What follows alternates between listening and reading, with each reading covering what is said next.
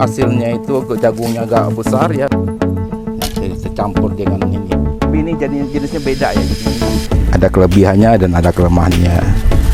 Jadi kalau misalnya kita tongkolkan sampai 3 batang seperti ini ya, nah kita dapat 3. Tapi dibandingkan ini itu ya lebih kurang sama ya. Tapi mungkin ini akan lebih mempunyai nilai tambah ya, nilai tambah karena dia 3 ini walaupun kecil-kecil. Tapi kalau kita nanti hitung sama ini ya, mungkin akan lebih banyak hasil dari panen ini ya. Nah sebenarnya pada hari ini saya ingin di samping kita mereview ini tanaman jagung kita yang telah kita panen ini ya. Ini nanti saya kasih makan ayam aja ya sama bebek saya, sama burung merpati yang dari situ.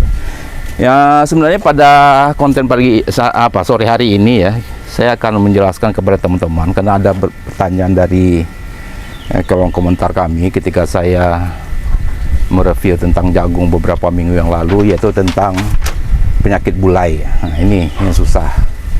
Jadi memang penyakit bulai daun jagung ini sesuatu yang sampai sekarang ini belum ditemukan obatnya ya.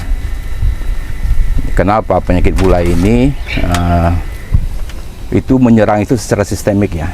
Jadi makanya jagung itu ketika kita membibitkan, kalau kita beli benih jagung ya, silakan ini benih jagung yang sudah boleh ya.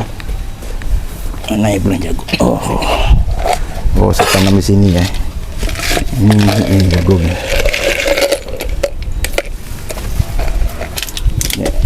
Ini ya sisa. Nah, kita lihat ya. Biasanya kalau kita beli benih jagung,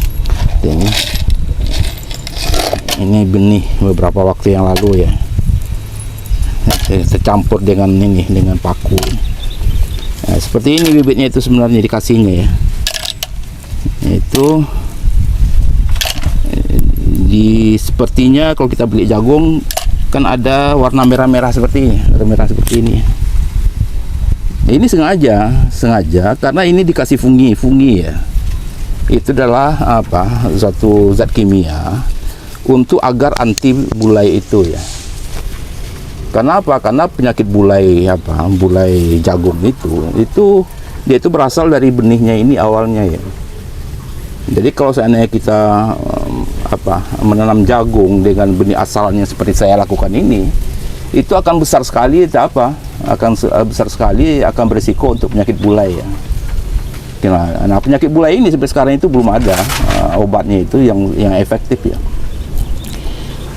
Nah makanya biasanya kalau kita beli benih ya, biasanya penjual benih itu adalah memberikannya fungisida dulu ya, fungi dulu untuk antisipasi agar jangan terjadi penyakit bulai ini ya.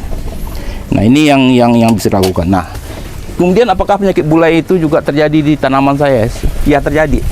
Kita lihat ini ya. Jadi ini tanda-tanda penyakit bulai dulu ya. Ini adalah penyakit bulai dulu ya. Ini kena bulai ketika umurnya sekitar 20 hari AST ya. Dia kena bulai. Nah, makanya ini agak berbeda. Ini saya potong ini sebenarnya. Dia ada bintik-bintik daunnya di ujung itu. Ini satu, termasuk juga satu ini yang gua kena dulu. Ini satu, juga ada 3 nak salah saya dulu kena itu. Oh satu lagi ini, mana satu lagi ya? Ini enggak. Ini 2 ini ya dulu yang saya ingat itu adalah 2 ini dulu. Nah, apa yang menyebabkan penyakit bulai ini? Sebenarnya penyakit bulai ini adalah jamur yang sistemik ya. Jadi ketika dia nanti akan menyerang tanaman kita ini, yang terjadi itu adalah dia bukan hanya menyerang ini ya, tapi adalah seluruh batang ini sampai ke akar itu adalah sudah terjangkit jamur bulai itu ya.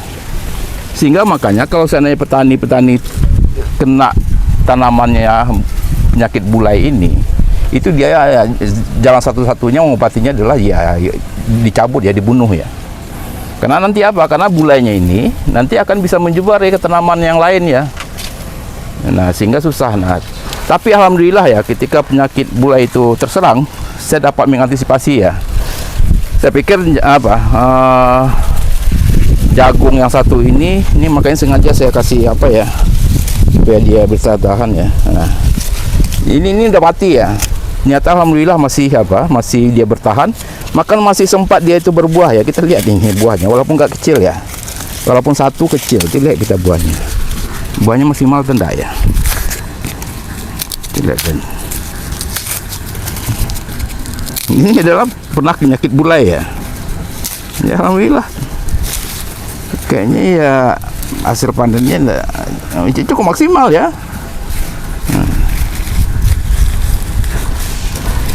Gimana? Oke. Kemudian tadi lagi satu lagi yang ini ya. Nah, ini juga maksimal ya. Kita lihatnya kenanya ini keringnya nih. Ini lebih kurang kering. Kita lihat juga ini.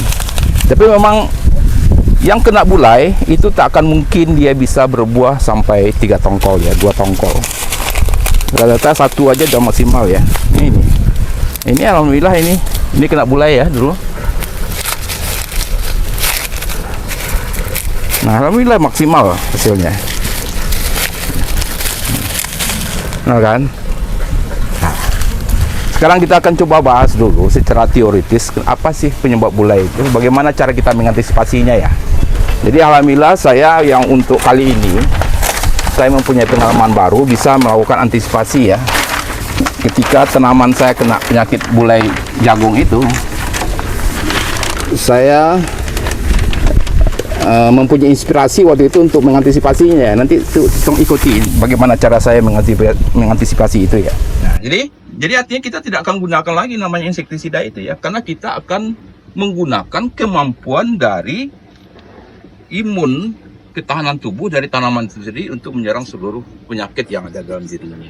Itu makanya tanaman saya tak satu pun yang kena kena belalang, kena kena kutu, kena apapun tidak ada ya. Sebenarnya saya tidak ada nyemprotkan insektisida apapun ya di sini ya. Saya hanya gunakan elisitor ini saja, yaitu adalah saya gunakan daun mimba ya.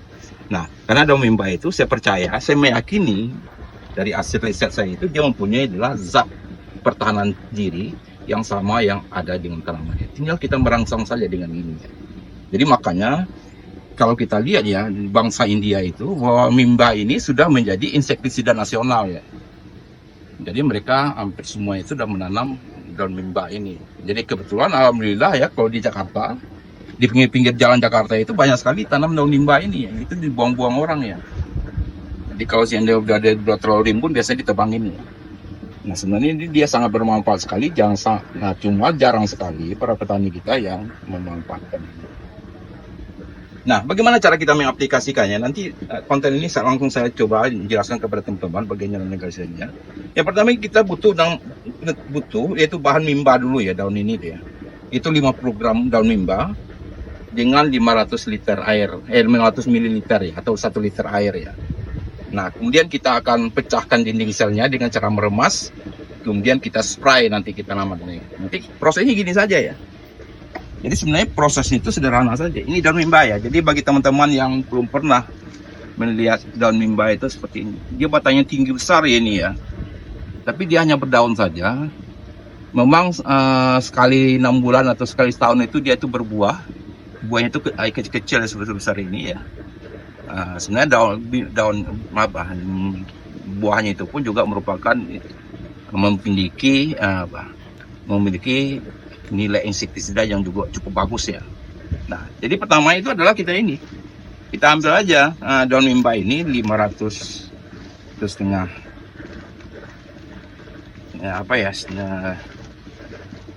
yang banyak itu adalah setengah kilo atau 500 gram atau 50 gram.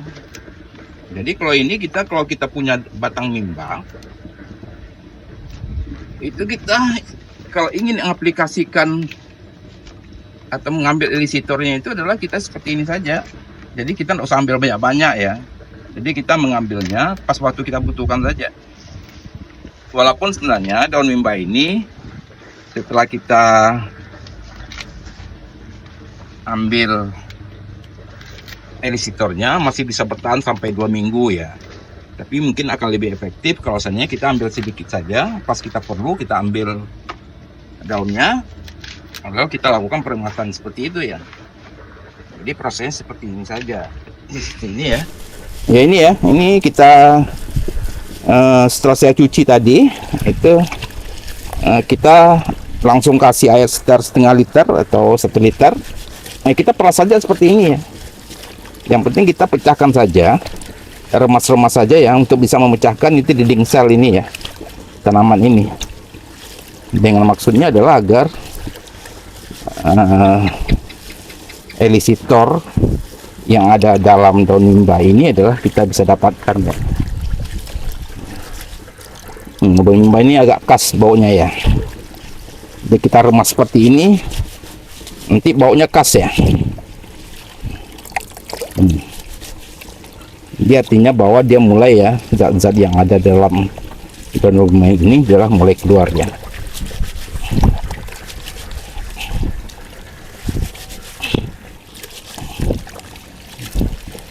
Dia memang daun mimba ini agak kaku ya tanamannya. Emang kita agak sedikit punya tenaga ya untuk bisa merasnya. Oke. Warnanya udah mulai agak hijauan ya, berarti sebagian dari elisitor sudah kita bisa dapatkan. Nah, kemudian tinggal kita saring 30 mili ya, kita ambil untuk per liter air ya. Ini dapat 30 mili. Ini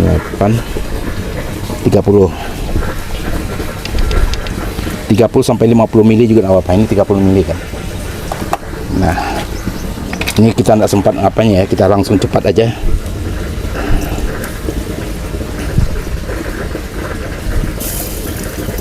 Nah, dah. Nah, nanti ini ya kita tinggal semprotkan saja ke daun tanaman kita ya. Jadi kalau bisa menyemprotkannya pada pagi hari ya. Jadi teman-teman, kalau misalnya tanaman kita itu sudah mulai terserang penyakit apapun, ya kita melakukan proses seperti ini ya. Ini 2 kali seminggu, 3 kali seminggu melakukan penyemprotan seperti ini, saya yakin dan saya jamin kita tidak akan menghadapi ya. Semprotnya mengembun seperti ini ya. Nah, jadi rutin saja tiap pagi, sebenarnya tiap hari pun nggak masalah kita.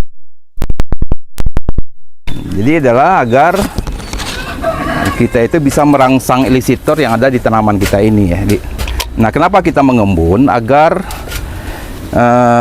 elisitornya itu bisa langsung masuk ke stomata ya, stomata daun. Nah, kan gampang sekali kan. Nah, kalau seandainya kita mempunyai tanah yang luas, ya sebenarnya kan kita bisa pakai spray ya. Oke, mungkin demikian saja teman-teman sahabat semua. Mudah-mudahan ini ada bermanfaatnya. Wabillahi taufiq wal hidayah. Assalamualaikum warahmatullahi wabarakatuh. Oh, betul. Nah, kemudian dimasukkan lagi gula merah yang telah diencerkan tadi. Habis setengah bak. Oke, yang setengah bak. Harusnya ini kelapa 3.